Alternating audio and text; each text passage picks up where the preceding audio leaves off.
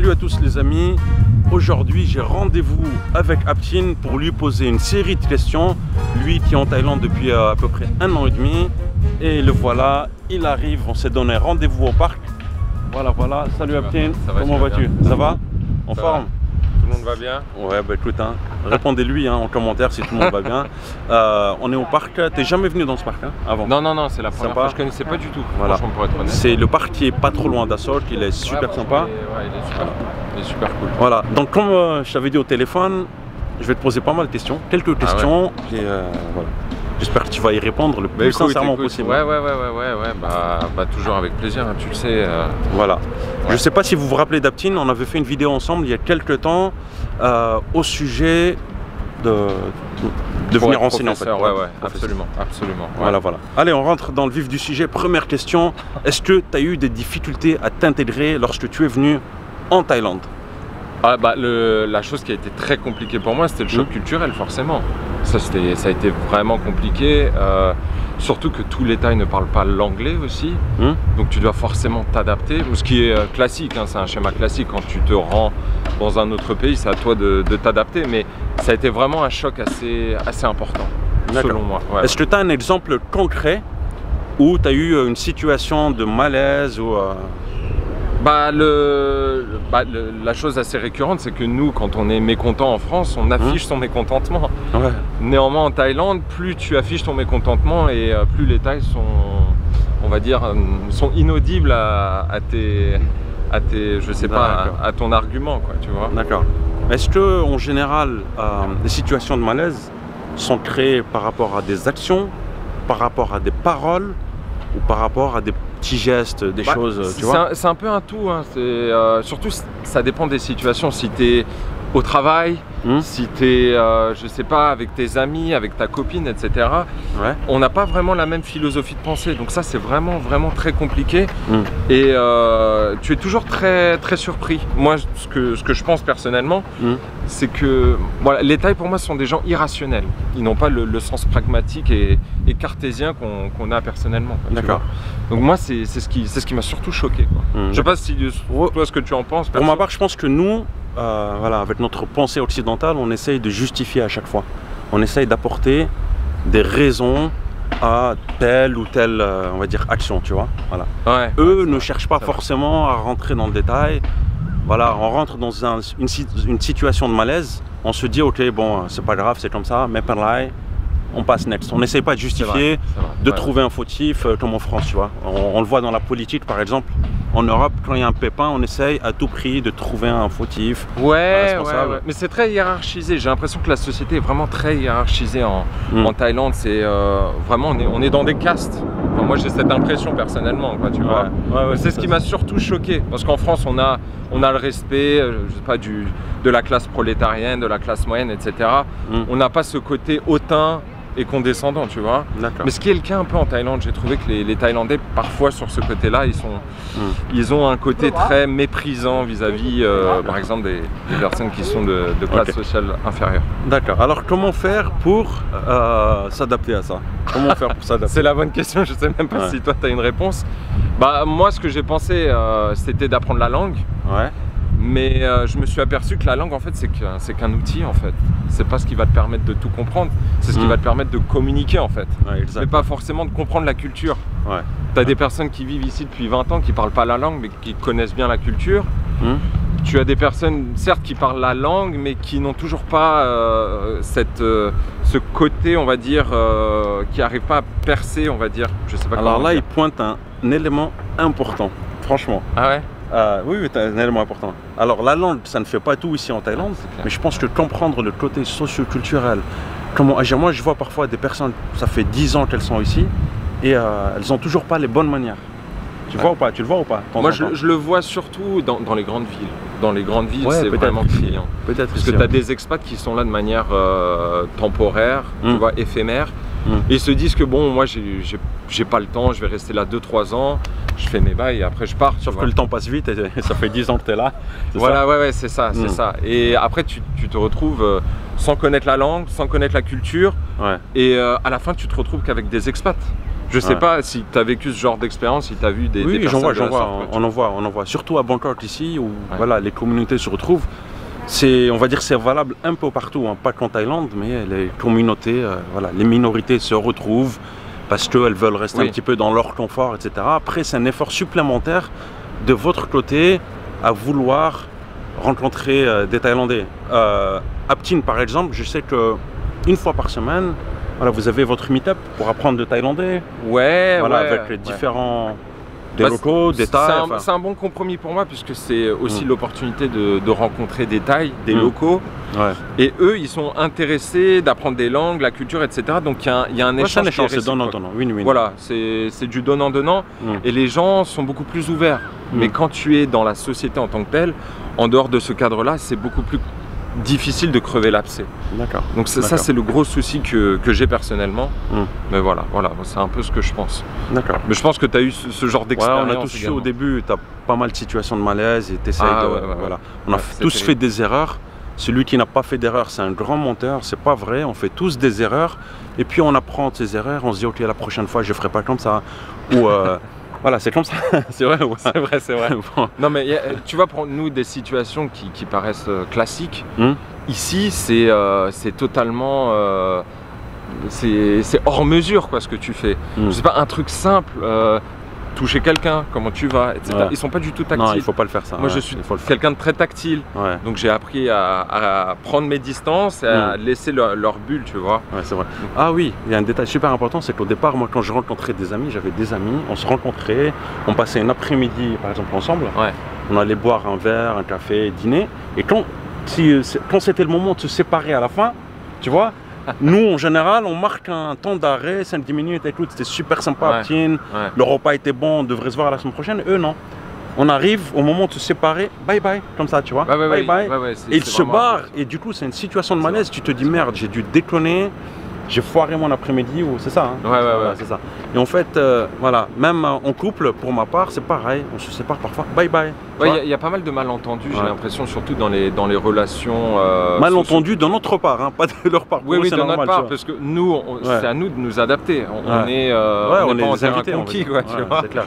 On est des étrangers, on est des phalanges, enfin peu importe le nom qu'on nous attribue, mais c'est surtout à nous de gérer ces situations-là.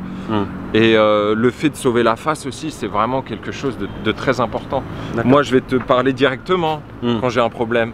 Mais avec un Thaï, ça va peut-être l'offenser, tu vois. Donc, tu sais pas vraiment comment gérer une situation de conflit. C'est vraiment compliqué. Et ça l'est toujours pour moi, même si je parle le Thaï. C'est pareil, parce qu'en fait, si tu vas d'affront, si tu vas cash, dire là, tout ce que tu as au fond de toi, ça va pas le faire et tu vas peut-être pas résoudre ce problème, donc il faut toujours trouver un moyen de résoudre différemment. La personne va se braquer et pas comprendre ce que tu as à lui dire en fait. Et la réponse systématique que tu vas voir, c'est sorry, hein, c'est vrai ou pas? Non, mais surtout que la personne après elle va t'éviter. Voilà, et en plus, voilà. Donc, la personne change de comportement d'un coup, tu vois. C'est ça. La personne va changer de comportement. Donc tu te sens un peu mal aussi personnellement. Est-ce que j'ai une question super, je pense, intéressante?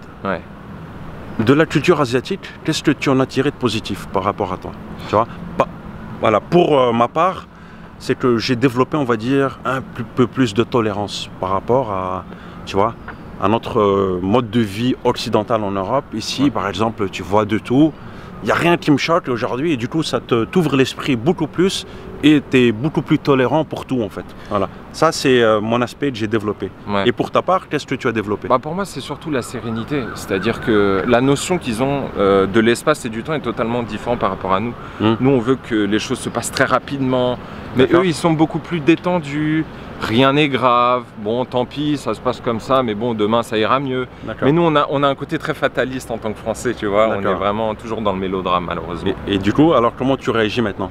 Maintenant j'arrive beaucoup plus à philosopher, il y a les embouteillages, c'est pas grave, je prends mon mal en patience, c'est vraiment quelque chose que j'avais pas auparavant. Et ça c'est grâce vraiment aux Thaïlandais franchement. D'accord, c'est cool. On en apprend toujours d'un peuple, hein. On en apprend toujours et voilà. Toujours, effectivement. Question, est-ce que tu te vois rester longtemps ici en Thaïlande ou pas? Bah déjà, pour ma part, c'était un accident. Je pense que comme beaucoup de personnes, comme beaucoup de spectateurs. T'es en Thaïlande aussi. par accident, c'est Ouais, ça? ouais, vraiment, j'avais pas un peu prévu, comme moi, hein, ouais, j'avais pas prévu de rester en Thaïlande, j'avais juste prévu de rester genre 1 ou 2 mois. Ouais. Au final, ça fait 1 an et demi. Ouais. Et bah pour l'instant, comme tu dis, le temps passe extrêmement rapidement ici. Ça passe très très vite. Et pourquoi il passe très vite? Parce que c'est très intense, tu as toujours quelque chose à faire. En France, tu sais, c'est un peu métro boulot dodo. Hein. J'ai pas envie de. Voilà, c'est un peu stéréotypé ce que je dis. Ouais. Mais en Asie, tu as tellement d'activités et tu as un pouvoir d'achat plus important, donc c'est pas négligeable. Hein. Ouais, donc ça t'ouvre. Ça t'ouvre des portes, tu rencontres plein de gens, tu apprends la langue, tu as beaucoup plus d'objectifs, tu veux faire beaucoup de choses, etc., etc. Donc tu te vois pour une période de combien de temps? Franchement, je me suis pas fixé de période, mais je sais qu'ici on est là temporairement. Les autorités nous le font savoir. Je sais pas si tu as cette impression-là. Non, j'ai pas cette impression-là, j'ai juste l'impression que, voilà, tant que tu n'as pas la citoyenneté ici thaïlandaise, bah, ne considère pas que tu es ici de façon acquise. Voilà, c'est pas acquis, rien n'est acquis, c'est normal, tu vois. C'est un peuple chaleureux, ils te souhaitent la bienvenue, mais ils te font comprendre que ici, c'est pas chez toi. Ici, tu es en Thaïlande. Ouais, c'est normal. Moi, je suis d'accord. Mais quand tu vas à l'immigration tous les 3 mois, que tu vas pointer, le TM30, etc. Mais ça, c'est le cas de beaucoup de personnes. Ça, c'est le cas de beaucoup de personnes par rapport à ça. Ouais. Ça, c'est le cas. Ouais. Donc, où est-ce que tu devrais aller aux prochaines destinations? Il y a d'autres pays en Asie. Où est-ce que tu devrais aller, par exemple? Bah, écoute, visiter ou passer un peu de temps? Ça va être très difficile pour moi parce que c'est quand même un nouveau challenge. Ouais. Tu vois, tu prends de l'âge et tu dois encore t'adapter à une nouvelle culture, etc. etc.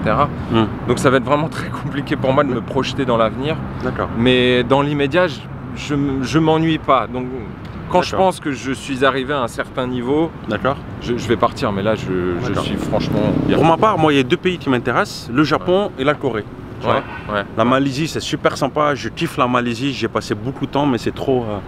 Bon, allez, on se dit tout, hein. Ouais. C'est un peu, on se fait chier pas mal en Malaisie. En Malaisie? Ouais, en Malaisie, voilà. Il n'y a pas autant de choses à faire qu'ici en Thaïlande, mais c'est super sympa, peuple très sympathique, il n'y a pas de souci. Ouais. Qualité de service, je trouve que c'est beaucoup mieux ici en Thaïlande. Et puis voilà. Mais sinon, les pays qui m'intéresseraient, c'est le Japon, la Corée. Japon, Corée. Voilà, pour des petits séjours, peut-être pas pour vivre, c'est un peu plus compliqué. Voilà, ici en Thaïlande, on est bien. Ici, quand tu arrives en Thaïlande, tu es toujours accueilli, welcome to Thailand, etc. Et ça, c'est le genre de choses qui m'a manqué lorsque j'étais au Japon. Il y a le temps aussi, quand même. Regarde ici, si tu compares au Japon ou à la Corée, ici, il fait 30 degrés tout le temps. Là, je suis en manche longue, mais c'est extrêmement rare. Je sais même pas ce que c'est qu'un manteau. Ça fait 1 an et demi que j'ai pas porté de manteau. Ouais, j'avoue. Bon, on va continuer la conversation dans quelques instants parce que là, il est en train de pleuvoir et voilà. Je pense que la caméra elle va en prendre un coup sinon. Bon, on vient de trouver un endroit sympa. On est abrité sous un arbre tranquillement. Et donc on en était au pays. Moi, je te disais que les pays qui me faisaient kiffer potentiellement auraient été le Japon. Et il y a aussi voilà, il y a la Corée du Sud, moi, qui me fait kiffer. Ouais. Après, culturellement parlant, je pense que il y a une grosse différence par rapport à la Thaïlande. Punaise, il pleut à fond. Ouais. Bon, voilà, il pleut à fond, bon, c'est pas grave. Hein. On finit l'interview. On est bien. Ok, on est bien. Bon, je m'assure juste que la caméra soit bien aussi. Voilà. Maintenant, j'ai une autre question à te poser. Est-ce qu'il est facile d'avoir une copine ici en Thaïlande? Bah, tout dépend quel type de copine tu veux avoir. Mais c'est quoi ça? Une copine, on va dire, pour une relation durable, pourquoi pas? Franchement, c'est comme partout dans le monde, hein. La Thaïlande ne fait pas exception. Hein. Il pleut à fond là, attends, on va pas s'abriter de ça. On peut pas. Bon, on dirait que les amis, vous cherchez l'authenticité. Ah ouais, c'est ça. Servi, là. Ouais, c'est clair.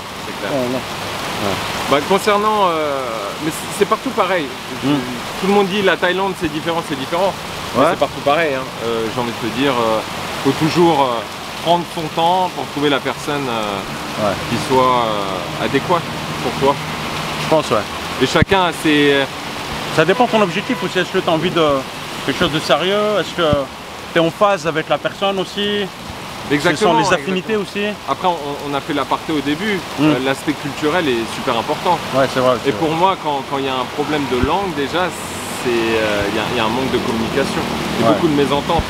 Je sais pas si tu as eu cette expérience-là, mais il y a eu beaucoup de mésententes dans le couple.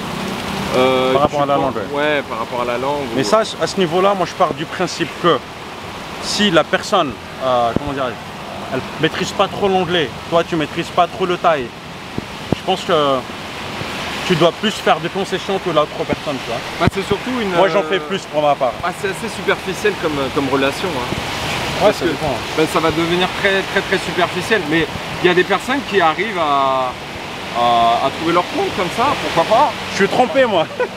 Genre, on va bouger. Attends, on peut pas. Ah non mais là c'est safe là. Ah là c'est bon là, ok. Bon, on va finir là. Go. On va prendre un taxi là parce que oh là là, la caméra elle va prendre un coup. Go.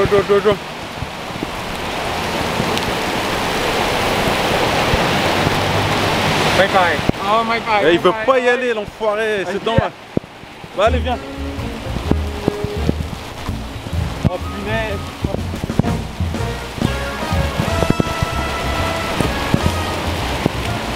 Ah là là. Oh mon dieu. Là je suis trompé moi, c'est mort hein. Ah ouais, toi aussi non? Ah moi quand je fais ton là-bas. Ouais. C'est frère? C'est quoi? Ah là mais ils sont morts là. Putain. Allez on va y aller, go. On y va? Go.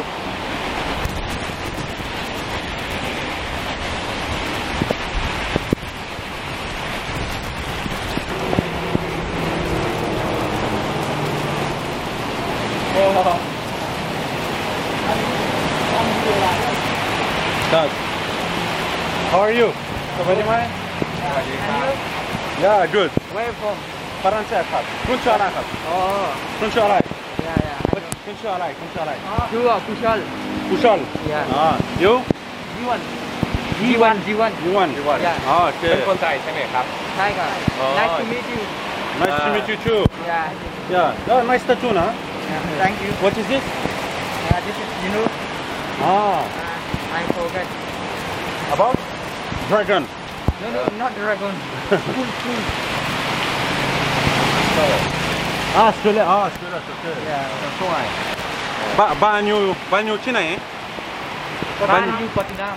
ปัตตามเหมือนกันอ๋อ จริงเหรอเป็นลูกจริงเหรอ ใช่ค่ะ ลูกเป็นคนอะไร ชาวบ้านในบ้าน อ๋อในบ้าน You put pizza français ไหม? Yeah, I can speak. Français. Yeah. จริงเหรอ Put. Why not? ไม่ออก Le sang. คงร้อย Oh putain, les amis, alors il pleut. On est coincé sous un pont avec des charmants jeunes hommes. Comment allez-vous? Ça va dire, how are you? Yeah, good. How are you? Yeah, good. Pas name, hein? Ah, parc. Yeah. Ouais, ils étaient au parc en fait, comme nous. Hein. Ah. Any video YouTube? Oh, Fun, yeah. yeah. What is name channel? Name channel Sabrita, yeah, you can subscribe, man. You can catch me on YouTube. Voilà, j'ai deux nouveaux abonnés, les amis. Deux nouveaux abonnés.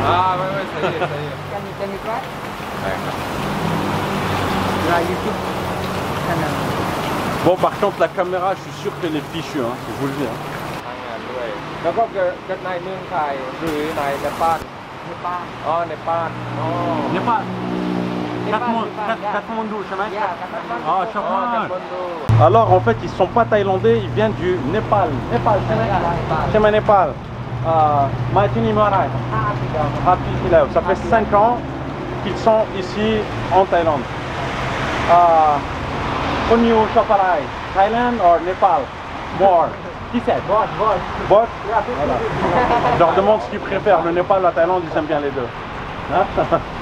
Et toi, tu préfères la Thaïlande ou la France? Les deux. Les deux, bravo. Bonne réponse. Kunyu Shopin Arai, Tisset. Ahan. อาหารเนาะ อาหารที่สดที่สุดคืออะไร ก็ Là, on leur demande ce qu'ils aiment อาหาร manger. ไทยหรือ อ๋อ อาหาร เนปาลีเหรอเนปาลี อ๋ออาหารญี่ปุ่นอ๋อโรตี Roti. ย่าโรตี Tom Yam Kun, Kau Pat ต้ Kun, มยำ ไม่ช กุ้ อบ งก็ชอบไม่ใช่ อ่า โรตีเนปาลีเนปาลี Ah, you? I also eat Thai food Thai food. Yes. Pas de Thai Kun? Ah, Voilà, avec Captain, on était parti pour se poser au parc, faire une interview sympa. Et bah c'est parti en cacahuète et voilà. Oh, how old are you in the picture? C'est la Thaïlande. Hein. 89. Ah ouais, lui il va faire un petit footing, c'est sympa. Mais en ce moment en Thaïlande il pleut, allez on va dire 1 heure tous les jours, 1h30 et puis ça rate d'un coup. Voilà, donc ça rafraîchit un petit peu. Il faut juste faire attention là par exemple, moi je suis trempé et voilà, si je rentre dans un mall il va y avoir l'air conditionné et je risque de tomber malade. Donc il faut faire attention à ça.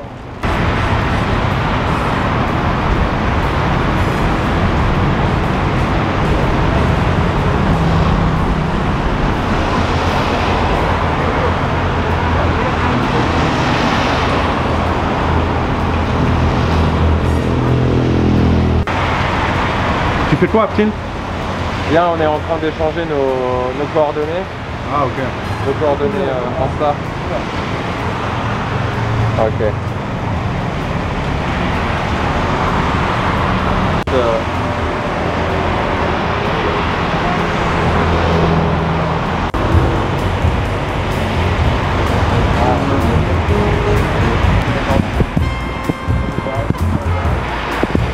Bon, on est obligé d'attendre encore un petit peu plus. Là, il pleut des cordes, mais c'est pas grave. Voilà, n'hésitez pas à vous abonner et puis à me suivre sur Instagram.